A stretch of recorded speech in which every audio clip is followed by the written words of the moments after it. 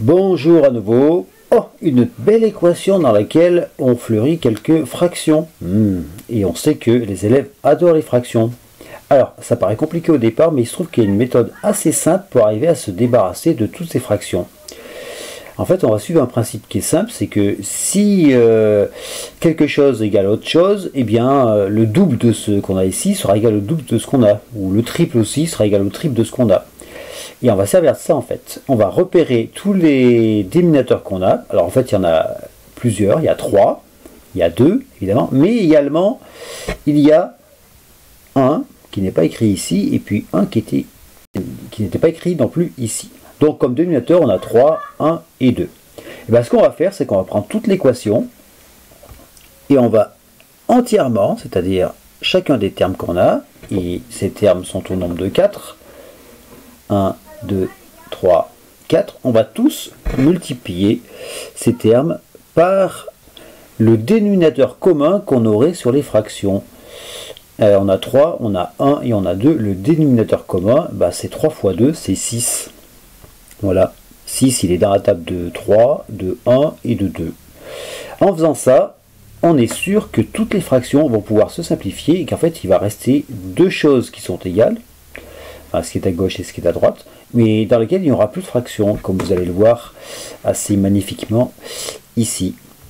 Alors, on peut prendre sa calculatrice, pour ça, pour ne pas s'embêter, on peut le faire mentalement aussi. Si on tape 2 tiers fois 6, ça fait donc 12 tiers, 12 tiers, ça fait exactement 4. Et on avait des x, ça fait donc 4x. Donc, 2 tiers de x, si on fait 6 fois plus, ça fait 4x.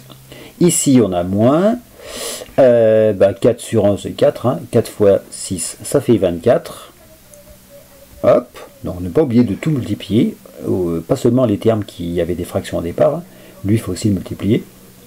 Ici pareil, 7 fois 6 ça fait 42, donc il y avait des x ici, donc ça fait 42x, ok. Et ici plus, alors 3 demi fois 6 ça fait 3 fois 6 18 sur 2, ça fait donc 9. On peut aussi prendre sa calculatrice si on est vraiment embêté par les fractions, et on tape 3 demi fois 6 et vous verrez que ça fait 9. Voilà.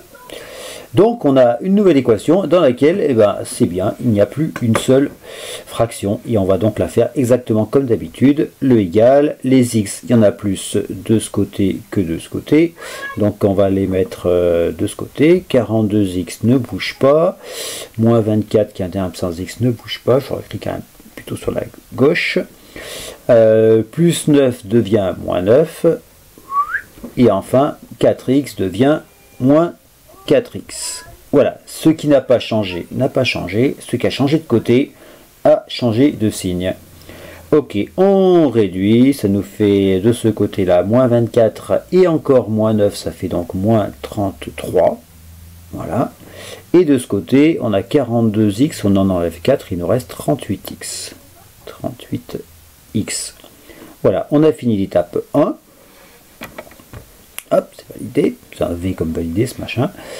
Et on recopie x qui ne change pas, on recopie moins 33 qui ne change pas. Par contre, le multiplié par 38 va devenir en bas divisé par 38. Et on a une fraction dans laquelle rien ne se simplifie, puisque 33 c'est 3 fois 11 et 38 c'est 2 fois 19. Donc la décomposition en facteur premier nous montre que ça n'est pas simplifiable.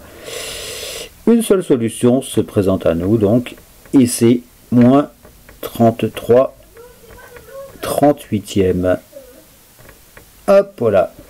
Alors on pourrait vérifier, mais je ne vous dis pas la complexité du calcul. 2 tiers fois moins 33 38e, moins 4, etc. Mais enfin bref, on trouverait que ça marche aussi, car figurez-vous que je ne me suis pas trompé. Sinon, bien sûr, vous me l'auriez dit. Voilà, voilà.